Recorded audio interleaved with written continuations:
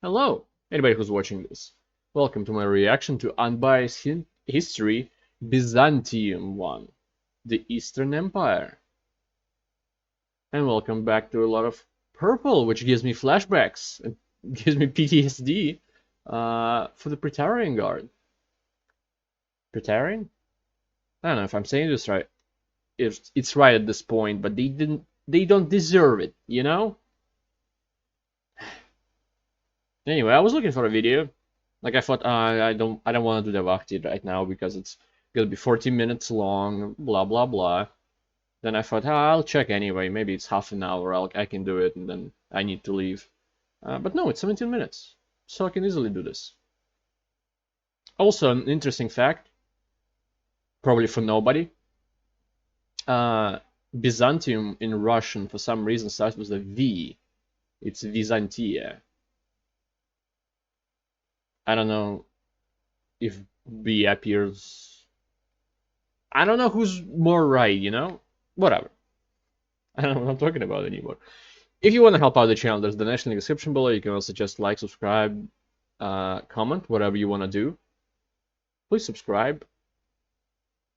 I want to hit 2,000 this month. I know I don't really care when, but I just want to. Alright. And a lot of you are not subscribed, even though you watch it. Okay, what's with the volume? The year of our Lord, 476 AD, the year civilization fell. After a millennium gracing the world with order and prosperity, through treachery and evil, barbarians were beyond the gates and ushered in their long-sought Dark Age. Such was the fate of the West, its citizens doomed to despicable acts of cruelty, posed ignorance, and the tyranny of their new barbarian overlords. But while Rome may have fallen, the Eastern Roman Empire, Constantine's legacy yet stood, the defenders of Christianity, and the last bastion of Greco-Roman civilization.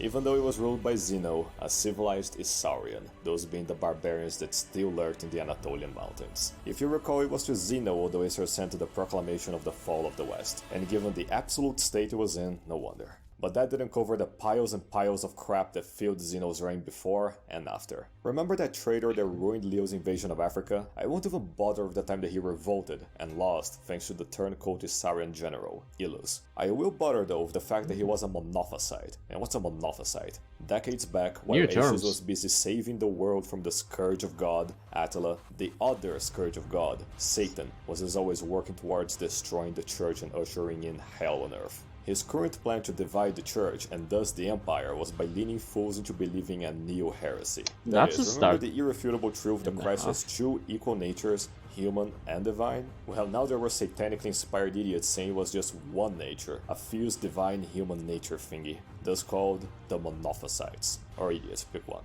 All this heretical garbage was of course refuted in the Council of Chalcedon, condemning monophysitism as the heresy it was. But that didn't stop many fools in Egypt, Syria and Armenia from falling for the satanic plot, and thus a schism was born.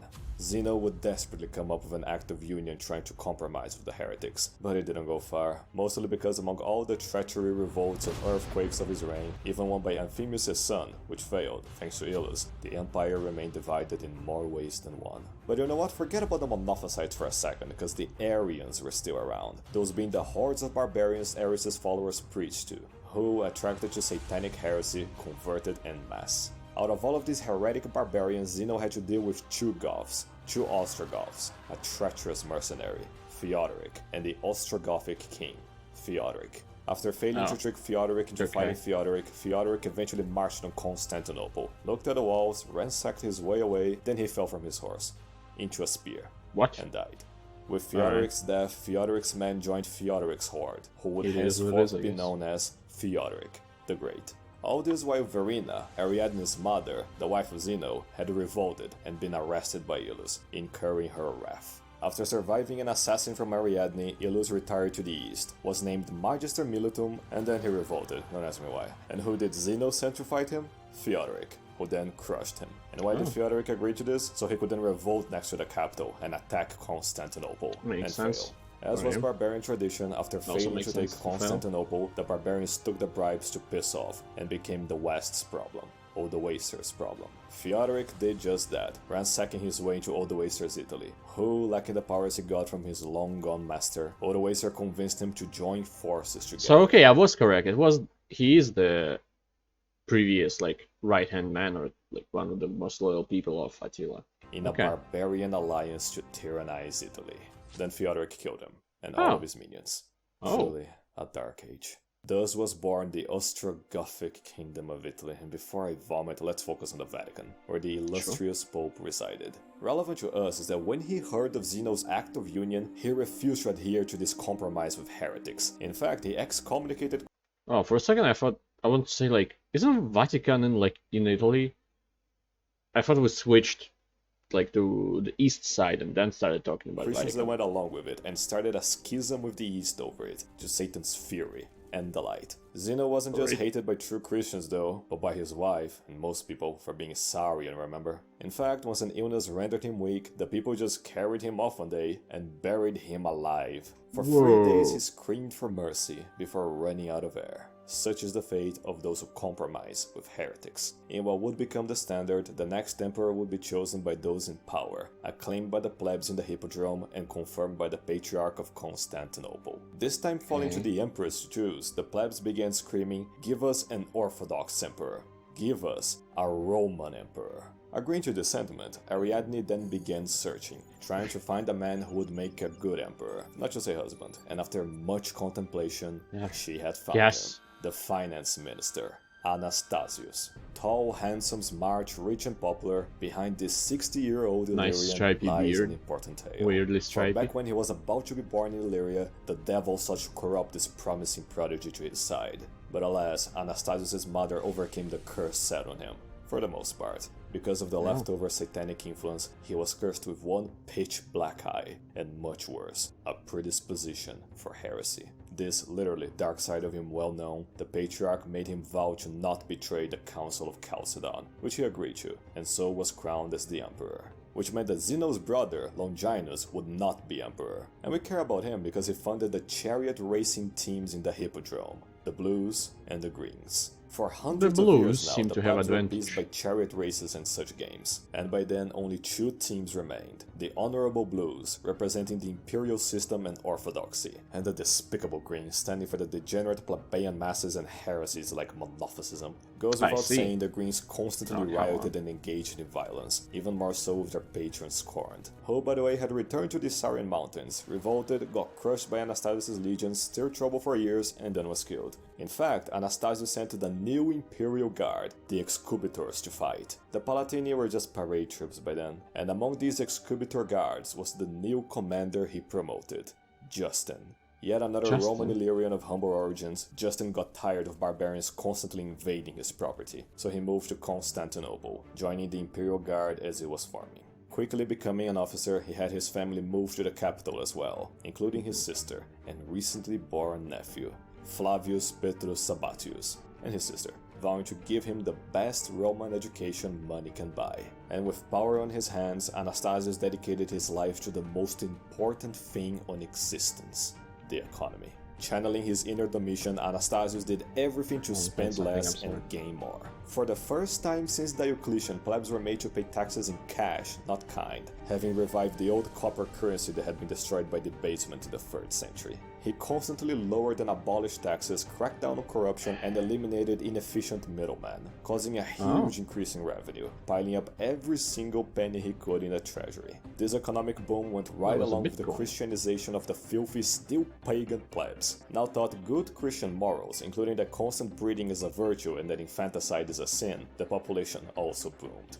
With so much damn money pouring in, Anastasius made an exception and increased the soldiers' pay, attracting more Romans into enlisting, thus further diminishing the preference and need of barbarian mercenaries in the army. Every single day he refused to waste money on entertainment like a revolt, especially plebeian entertainment garbage, greatly infuriating the chariot-loving plebs. They would revolt left and right. It came to the point that one day, after the Blues gathered after yet another great victory, the Greens surrounded them in mass and slaughtered countless Blue fans, among them one of Anastasius' bastard sons. Furious at the news, Anastasius proclaimed a series of bans to punish the plebs, like outlawing the use of wild animals for spectacle, and banning pornographic dancing in the brothels of the empire. One day, he got so angry at the constant rioting, he said he would resign right then and there if they could immediately appoint a better emperor.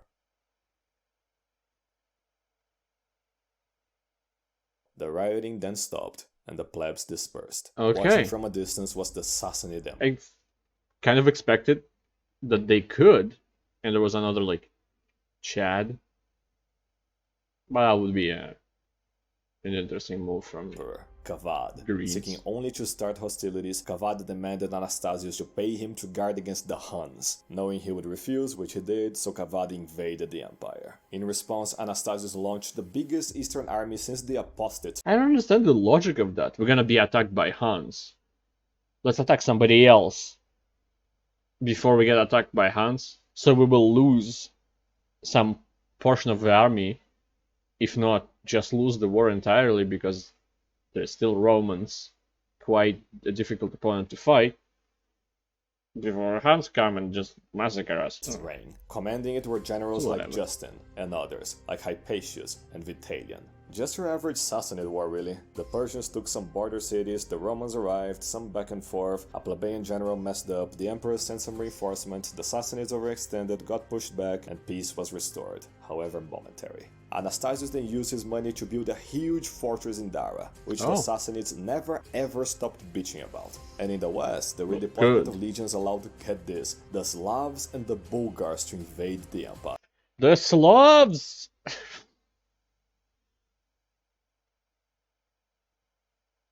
Yeah, those are old the Slavs. Bulgars did kill the Magister Peditum, but like the Slavs soon left, they didn't see a reason to stay there.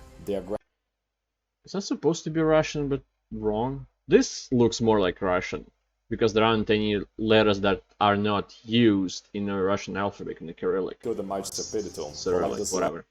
But that one isn't. I guess it does use maybe Old Russian? Does it have a name? Ancient Russian? I don't know, I'm not well versed in that. I'm not versed in that at all, actually. 15 years ago, medium regimes, yeah, I have no idea. Left. They didn't see a reason to stay there. The aggression of these new barbarians led Anastasius to build the Anastasian Wall, a structure you didn't hear about because it didn't last long. Indeed, increasingly Anastasius failed to keep his devilish curse at bay, and more fell to Satan's influence, culminating in Anastasius giving into heresy, his eyes not red anymore, the Patriarch of Constantinople with a Monophysite. Seeing his beloved emperor partially fall to satanic heresy, Vitalian revolted to restore orthodoxy to power. He did beat an imperial army, but was later beat by Anastasius' forces, sending him north, and Anastasius had enough self-control to not hunt him down. Gradually returning to normal and curious over who would succeed him, Anastasius hid a "you shall succeed me" letter under a chair and summoned his nephews, letting God decide through random chance. Then none of them sat on it. The hint taken, he just prayed and prayed for an answer, concluding the first person to pass his door would be the next emperor. In came Justin, and that's that. Assured the empire would be on good hands, I don't care. 87-year-old Anastasius finally let himself down. Very well in done. total, Anastasius had left 320,000 pounds of gold in the treasury, and now the question was who would be 120,000 pounds of gold in the. So he says pounds, but it says tons on the screen. So what do I believe? Treasury, and now the question was who would be the one to enjoy it. I mean, we know, but they didn't. As always, the devil tried to ruin everything by having some Monophysites try to bribe and shield their way into power. The most important person to bribe, though, was the commander of the Imperial Guard, of course. And when Justin caught on to what was happening, he used the money he was bribed with to counter-bribe the bribers, thus nullifying their bribes. When they all gathered to decide the emperor, the Monophysite bribers were ignored, and Justin chose in their place. Justin was thus proclaimed the new Roman emperor, cheered for what he was, an ultra-faithful Orthodox Christian, and as such he had Vitalian recalled and pardoned, and what's more, started a vicious persecution against heretics. Arianism was finally banned in the empire, and all Monophysites in government were kicked out, banned from joining the army, humiliated socially and financially wherever they dared show their face, including the wannabe emperors. I just realized, in Roman culture, like in Roman mythology, it's a lot like Greek mythology with like separate gods, like the paganism and stuff. But then one of the emperors realized, I just don't want to butcher a name and say it on somebody else, so I'll say one of the emperors, uh, realized that they are all part of one true God. And that's how they started, uh, what's the word? I keep, no. It's like, let's say working with the Christians, with Christianity, because they also believe one true God, and it's to be believed that it's the same one true God, stuff like that. I have no idea how Greek things went. I know separate gods, but in their development, did they ever think that they are those gods are a part of one true God? And was it the same one as Roman? I The don't know. news of persecutions and slaughter of heretics in the East greatly cheered the Pope, and so, after decades, he agreed with Justin to end the schism with the East. Whereas in the West, barbarians like the Franks had taken over Gaul, and Theodoric Oh, inherited Visigothic Spain. think a bit France a bit bigger on the right side, right? So they're gonna conquer some more. With the Vandals still occupying North Africa, with their new king, Hilderic. Surely enough, after the Right. Vandals had sacked Rome, the remaining Theodosian family was brought over. Genseric would outlive the Western Empire for a little, and after Eudoxia was thoroughly raped by his son, he produced Hilderic, the half-Roman. I never wanted to hear those two words together. Thoroughly raped. Jesus Half Christ. Vandal. As Stilicho, he was not. But he was still half Roman, being someone Thoroughly. able to Oh see the God. light, welcoming true Christian missionaries into Africa, something Oh, his heretic barbarian kinsman detested. As for of Theodoric, course in they a did. scheme to subvert the East before he died off screen, he sent his son-in-law to be adopted as a son by Justin. But that didn't happen. Instead, Justin adopted him as a barbarian, aka not an heir. For Justin already had an heir, his now greatly educated nephew, who he had adopted as his son, giving him the name Justinian. A genius given the means to study it all, he became an expert on 3 fields of Roman excellence. Studying law, he understood what separated civilized men from savage barbarians. Getting acquainted with high-level theology, he adhered to Christian I like that principles hand. and never gave in to heresy. And by reading history, he got really happy and inspired, and eventually depressed and outraged. Called a man who never slept, he spent Oh, so he watched the whole series on Rome, I all see. days and nights perfecting his Unbiased knowledge about history of Rome. everything, except military affairs. That would be delegated. A descendant of Roman settlers in MMDM. Okay, I'm not gonna try to. hearing of the fall of the West, of the sacrifices of Aetius, Stilicho, I and know a bit about of how Roman a 1,000-year-old numerals, but legacy had been not enough to destroyed by barbarous monsters. tell what The MMDM indignation, the is. Oh my refusal to God. accept the losses sparked a fire deep within Justinian's Is M soul, millennia? and fueling that Will be raging millennia? fire was a dream.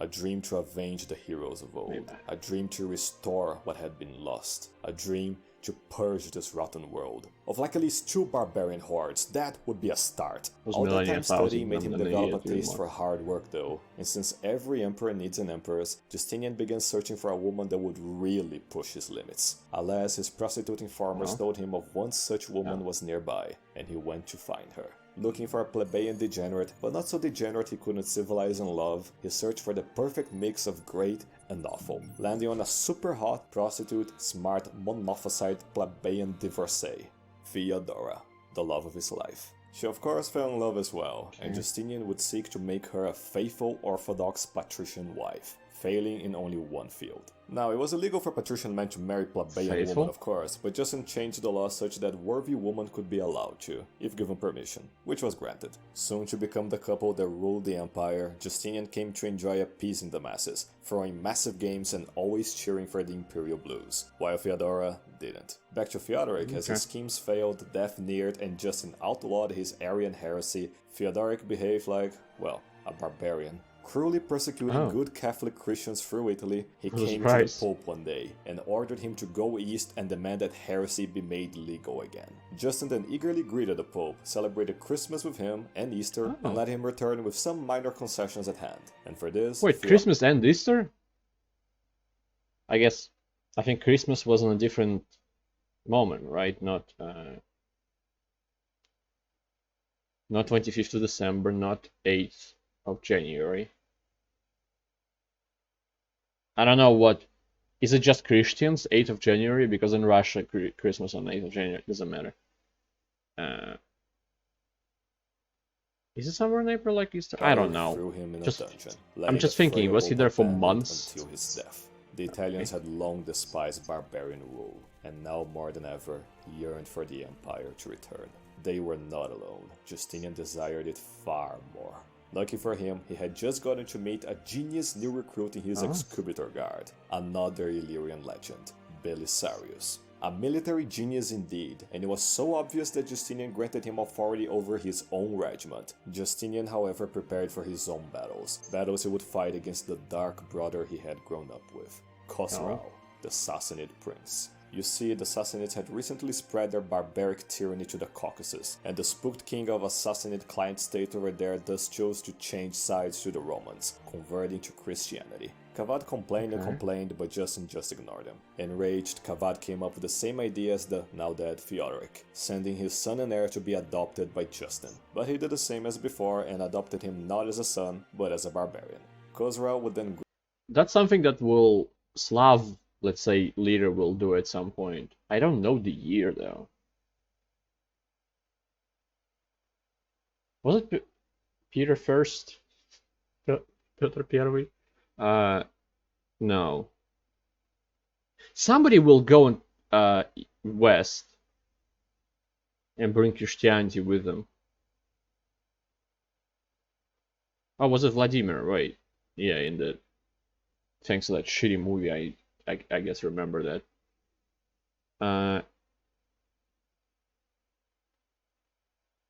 But when is it said? Is it 800? Maybe. Grow up together with Justin, learning whatever he could. We'll go to Europe and bring Christianity with them. And become civilized, I guess. The Sassanids were being treated like barbarians, you see. And thus the barbarian king of the barbarian empire committed a barbarous act and raised his barbarian hordes to commit barbarities against the barbarian's age-old enemy. The barbarian didn't invade just to kill non-barbarians though, for the old decrepit Justin had recently died, and we all know what that means. As had been the case with so many uncles in Roman history, the day their nephews were acclaimed as Emperor of the Romans, great triumphs were soon to follow. Justinian would deal with the, 1 trillionth barbarian invasion of the empire. But it would not be against the barbarian Sassanids his great triumphs were to come. It had been but half a century since the fall of Rome in the west, and despite the monumental challenges he would face, the reign of Justinian the Great would focus on one thing above all others. The legitimacy of his reign secured by his father, the legions purged the barbarians, and under their best general in ages, the imperial coffers full and ready to fund great ventures, Justinian would give us all to fight against the currents of time and restore Rome to its former glory.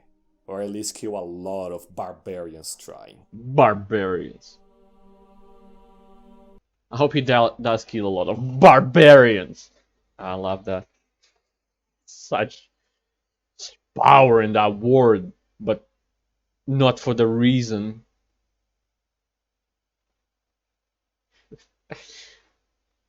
Let's say power of hate in that word, because I can't just say hate, because it'll be like, barbarians. It's like, fuck, barbarians. Whatever. Alright. Yeah, it's a good start. A lot of weirdly magic-y things, which I don't like, but overall it seems good. Yeah. Please subscribe. I know like 90% of people who watch these aren't subscribed. I can see that. I have the power to see that. That's about all the power I have. So anyway, everything is mainly in your hands. And thank you for watching. I appreciate it a lot, and I hope to see you next time. Goodbye. Have a great life. Because one of us has to.